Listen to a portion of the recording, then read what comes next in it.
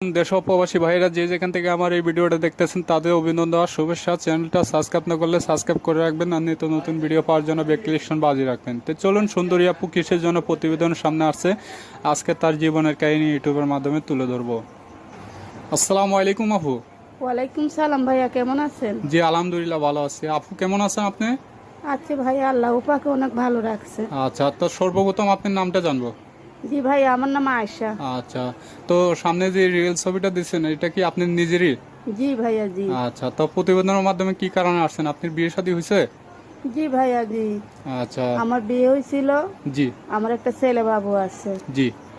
আর আমার বিয়েটা হয়েছিল একটা রং নাম্বারে যোগাযোগ হয়ে। জি। ওই নাটোরে আমার বিয়েটা হয়েছিল। আচ্ছা। এরপরে ছেলেটা 4 মাসের গর্ভে আসে না। জি।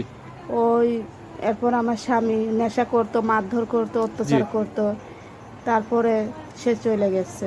আচ্ছা, কেন সে চলে গেল কেন? এখন কি বাচ্চার দায়িত্ব নেয়?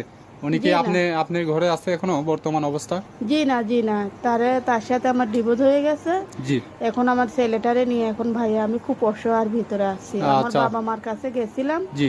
আমার বাবা মা আমাকে মেনে নেয় না। কেন আচ্ছা। নেয় না? আমি যে রং নাম্বারে ভালোবাসে আমার বাবা মার মুখে চুনকালি দিয়ে চলে জি। গেছি, সেই জন্য এখন আমার বাবা মা আমাকে মেনে নেয় না। এখন আমি অনেক অসহায় হয়ে গেছি ভাইয়া। আচ্ছা, তো এখন যদি কোনো প্রবাসী ও দেশি ভাইয়ের আপনার দায়িত্ব অথবা বাচ্চার দায়িত্ব নেয়, তা আপনার স্বামী পরবর্তীতে এসে বলবে যে না, আমার ওয়াইফ আমার বাচ্চা কাচ্চা আমার দায়িত্ব নিতে চাই আবার, তো কোনো কথা বলবে নাকি আপনার স্বামী, আগের স্বামী? জি না ভাইয়া, আমার দরকার হয় আমার কাছে ডিভোর্সের সবকিছু আছে। আমার আচ্ছা। প্রবাসী অথবা দেশি ভাইয়ারা যদি দেখতে চায় তাহলে অবশ্যই আমি তাদের দেখাবো। আমি তারে ডিভোর্স দিয়ে দিছি। আর সে আসবে কোথা থেকে ভাইয়া? সে তো নিজে ইচ্ছে চলে গেছে। সে অনেক আচ্ছা। দিন থেকে চলে গেছে। সে কোনো খোঁজখবর নেয় না, অত্যাচার করে, মারধর করে, জি। নেশা পানি করে।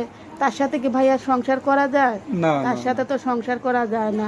আর একটা মেয়ে কতটা অসহায় হইলে ভাইয়া মিডিয়ার সামনে জি, আসে, জি, জি, জি। সেটা তো আপনারাই ভালো মতন বুঝতে পারেন। আচ্ছা, তো এখন যদি আপনার বাচ্চার দায়িত্ব নিতে হবে না আপনার দায়িত্ব নিলেও হবে কোনো প্রবাসী ও দেশি ভাইরা? হ্যাঁ ভাইয়া, যদি নেয়, আমার আমার তো একটা ছেলে বাবু আছে। এখন তো আল্লাহ পাক ছাড়া এখন আমাদের দুইজনের কেউই নাই। জি। এখন যদি নেয় তো অবশ্যই যার ভালো লাগবে, আল্লাহ রহমত যার ভিতরে থাকবে, সে অবশ্যই আমার ছেলে বাবুরে দেখেই আমার দায়িত্বটা নিবে। আচ্ছা, পড়ালেখা করছিলেন আপনি? জি ভাইয়া জি। নামাজ পড়ালেখা। কালাম পড়েন তো? জি ইনশাল্লাহ নামাজ আচ্ছা, কালাম পড়ি। তো আপনার সঙ্গে কিভাবে যোগাযোগ করবে দর্শক ভাইরা? জি ভাইয়া, আমার কাছে তো নাম্বার আছে, আমি নাম্বার দিয়ে দেবো ইনশাল্লাহ। আচ্ছা, তা আপনি এখন কি বর্তমান অবস্থা কি কাজ করেন আপনি?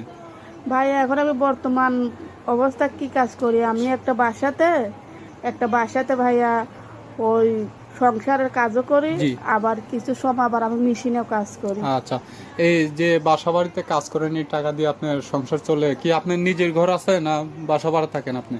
জি না ভাইয়া, আমি বাসা ভাড়া থাকি। প্রতি মাসে জি। 2,500 টাকা আমি বাসা ভাড়া দেই।